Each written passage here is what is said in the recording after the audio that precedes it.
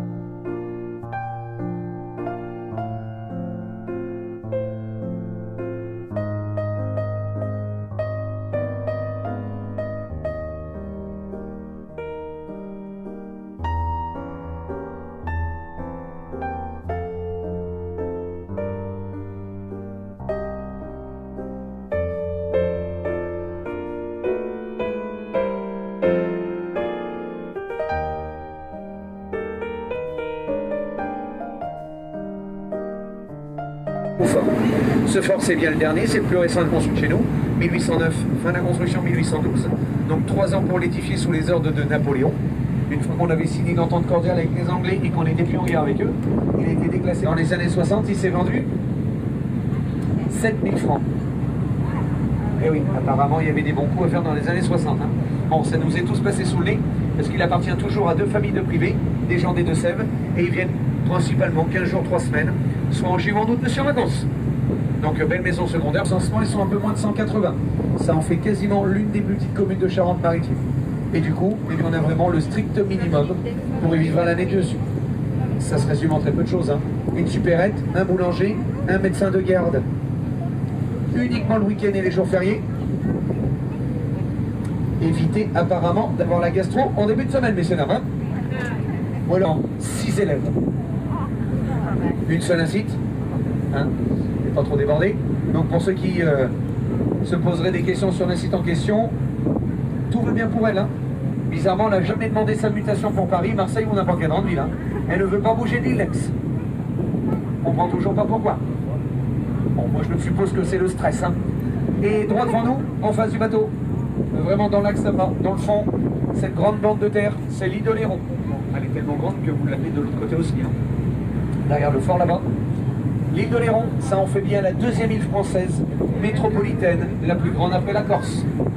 Et j'ai bien dit par contre métropolitaine. Hein. Sa superficie, c'est 33 km de long, une moyenne de 10 km de large, et elle est surnommée l'île lumineuse, en raison de son fort taux d'ensoleillement tout au long de l'année.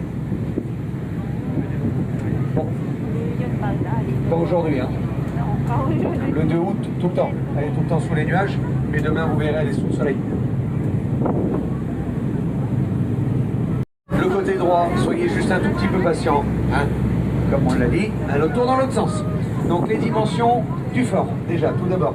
61 mètres de long, 38 mètres de large, 20 mètres de hauteur. Des murs à sa base, 3,50 mètres d'épaisseur. Hein. et en haut 2,20 m d'épaisseur. Donc là c'est de la vraie construction là. Donc deux styles employés, le granit en bas. Entre chaque bloc de granit, on y introduit une feuille de plomb pour assurer l'étanchéité, car tout le soubassement du fort, c'est un énorme réservoir d'eau douce.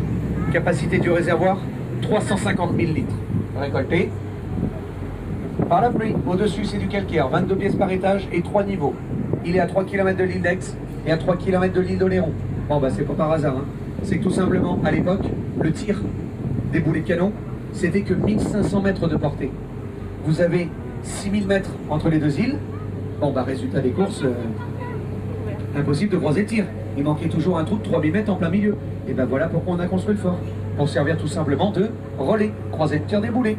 Il a été construit sur un banc de sable, naturel déjà existant sous le fort Boyard, marqué sur nos cartes marines en tant que la longe de Boyard. Bon, on construit un fort dessus, fort Boyard, voilà d'où vient le nom. Par contre, à marée basse, on avait toujours 4 mètres d'eau au-dessus du banc de sable. Donc il a fallu déjà dans un premier temps l'empirer à l'aide de petits barques en bois très succincts. On allait prélever du calcaire à la pointe de l'île d'Aix. Une fois qu'on arrivait en plein milieu de l'eau, on n'avait pas de grue. Alors il coulait la barque avec les blocs de pierre à l'intérieur, carrément. Et ça pendant 20 ans. Ouais, ça les a occupés pendant un petit moment.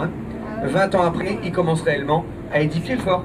L'idée de départ de construction, 1666, fin de la construction réellement quasiment 200 ans plus tard. L'Artigra avait fait tellement de progrès entre temps qu'on était déjà capable de tirer des îles sans problème. Donc au final, on avait déboursé des millions de francs donc pour servir donc à rien. Plus aucune réaction des gens à bord. Hein, vous notez quand même, hein. Je viens de vous dire qu'on a déboursé des millions de francs pour rien. Vous avez vu votre réaction? Mais alors, ni chaud, ni froid, hein. Ça prouve quand même qu'on est habitué depuis un certain temps quand même pour en être blasé comme ça. Mais bon, à l'époque, ça faisait déjà tâche d'avoir déboursé des millions de francs pour rien. Donc il a bien fallu quand même s'en servir pour quelque chose. Prison pendant une douzaine d'années. Et ensuite, c'est vraiment le film Les Aventuriers, avec Lino Ventura et Alain Delon, qui l'ont fait vraiment connaître au grand public. Jacques Antoine, le fameux futur producteur des jeux, en regardant le film, bingo, il a eu l'idée d'en faire des jeux à l'intérieur. Et on le connaît maintenant, là, depuis cette année-là, 32 ans. Eh oui, quand même, ça rajeunit pas tout ça là, 32 ans. La plateforme qui se trouve derrière le fort, vous la voyez bizarrement jamais à la télé. Pourquoi? Ben parce que c'est moche, tout simplement. Ça passe pas du tout à l'image du fort royal qu'on aimerait vous donner, et pourtant ça fait bien 32 ans qu'elle est implantée derrière.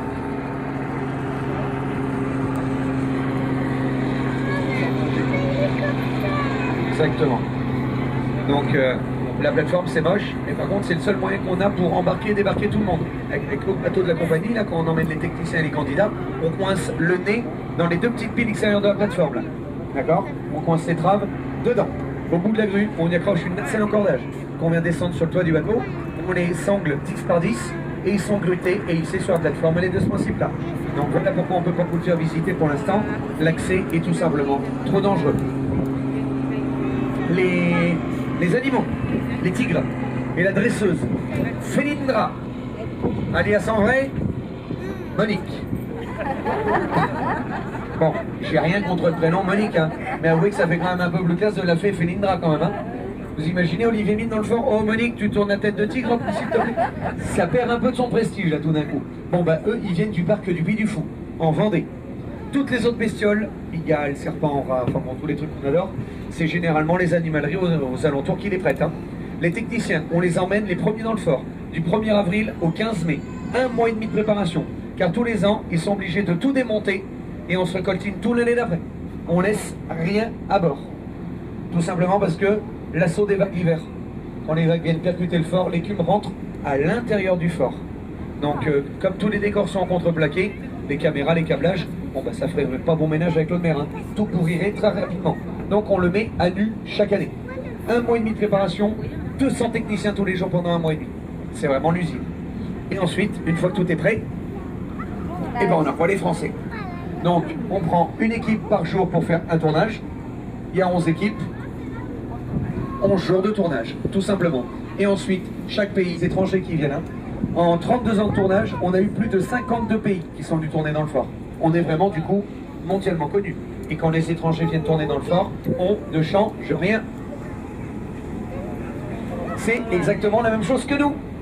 Même nos nains, eh ben on les garde.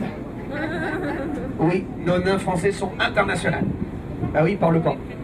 Hein, Passepartout fait des signes avec la main, lui, hein, pour le nombre de clés. Donc 5 clés en français, 5 doigts. Tu sois italien ou anglais, 5 clés, il faut toujours 5 doigts. Donc impeccable, tout le monde peut les comprendre. Et on a juste à changer le costume du père Fouras et le présentateur à la langue du pays. Sinon, c'est vraiment copie conforme. C'est vraiment la même chose que nous. Donc là, il n'y a absolument plus rien du tout dans le fort, là. Ça y est, il est complètement mis à nu. On l'a démonté et on mettra ça maintenant au 1er avril l'année prochaine. Les tournages, c'est terminé pour cette année. On a eu la France, on a eu le Danemark, la Norvège, la Suède et on a terminé avec la Russie.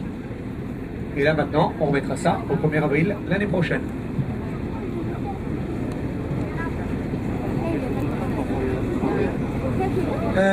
Mise à prix du Fort Boyard à l'époque, c'est 23 000 francs. C'est un dentiste belge qui remporte les enchères pour 28 000 francs. Lui, il va le garder 20 ans. La prétention d'en faire un hôtel-restaurant panoramique à l'intérieur. Hein. Oui, quand même. Bon, l'idée était bonne, le portefeuille, eh ben, il l'a jamais eu.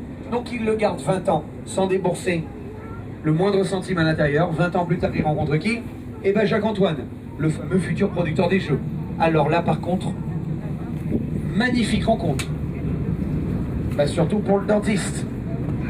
Eh oui, ça lui appartenait encore le fort. Hein. Donc lui, il voit le coup arriver, et ben il va lui refourguer son fort pour la modique somme de 1 500 000 francs. Ouais, une belle petite plus-value en 20 ans, hein, on est bien d'accord? Une fois que Jacques-Antoine l'a acheté 1,5 million, il s'empresse de le revendre quasiment instantanément au Conseil Général de Charente-Maritime pour... Non, pas 3 millions. Tout le monde me le dit, hein. 3, il fait la culbute, il revend le double. Non, non, il revend 1 franc symbolique. Et... Ah oui, il y a un mais dans une histoire d'argent toujours. Il n'a pas fait cadeau d'1,5 million comme ça, hein, on s'en doute bien. En contrepartie, le Conseil Général doit s'engager à restaurer le fort chaque année. Et le producteur, mais alors loin d'être fou, précise bien dans les contrats que tant que ça sera médiatisé, ça lui appartiendra quand même toujours. Et ben banco, le Conseil Général signe quand même les contrats comme ça. Première année que ça repasse dans les mains du Conseil Général au niveau de la restauration du fort, ils sont obligés d'injecter à l'intérieur 1 million. Les autres années, c'est minimum 300 000 euros qu'il faut injecter dans le fort pour le garder à peu près en grande forme. Donc voilà comment ça se passe vraiment et réellement depuis 32 ans chez nous. Alors c'est vrai que ça fait pas mal de dépenses, hein, mais on est plus que conscient que grâce à ça, bah, c'est devenu notre tour Eiffel à nous. Hein. C'est l'emblème de la Charente-Maritime, donc on va pas s'en plaindre, loin de là. Alors moi je vous explique vraiment et réellement comment ça se passe depuis 32 ans.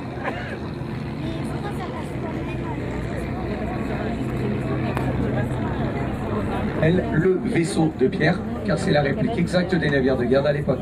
Voilà ce que ça donnait sur l'eau. Un navire à 3 ponts, 66 canons. C'était de la taille du Fort Boyard.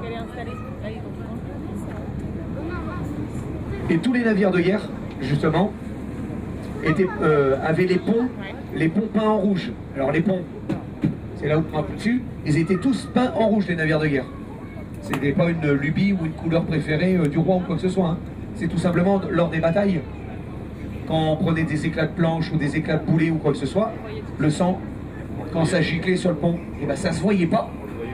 Et au moins ça affolait pas les membres d'équipage. Donc ils gardaient toujours la motivation pour continuer la bataille. Et l'expression casser sa pipe, allez hop, j'en place une encore un peu plus.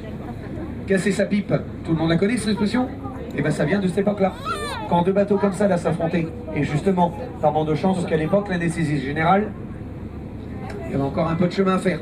Donc on lui faisait boire déjà dans un premier temps une gorgée d'alcool. Et ce qu'on avait généralement à bord, c'est du rhum et du cognac. On lui faisait boire une gorgée d'alcool. Et ensuite, on lui mettait une pipe en bois dans la bouche. Jusque-là, rien de bien compliqué, tout le monde sait faire ça. Là, ça devient moins drôle. On sortait la scie.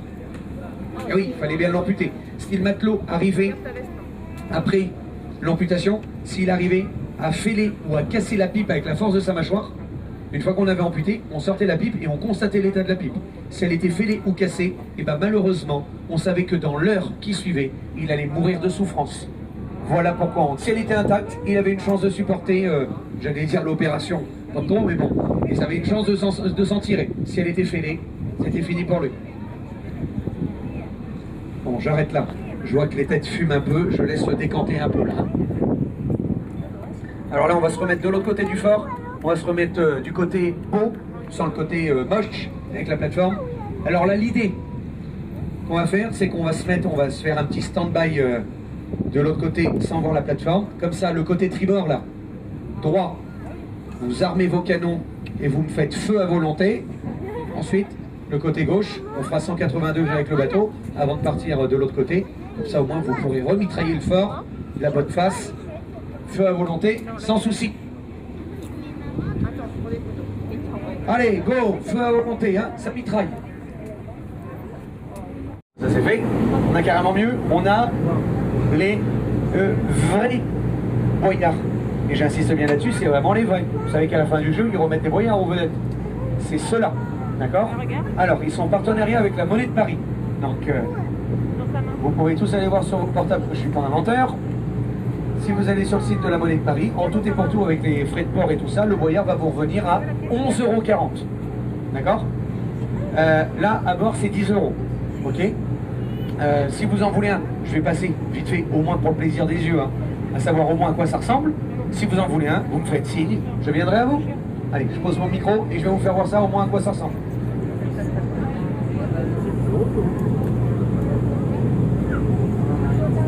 Merci bien.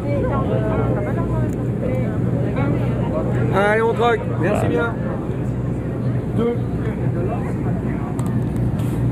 Bien. Tonnerre. Et là.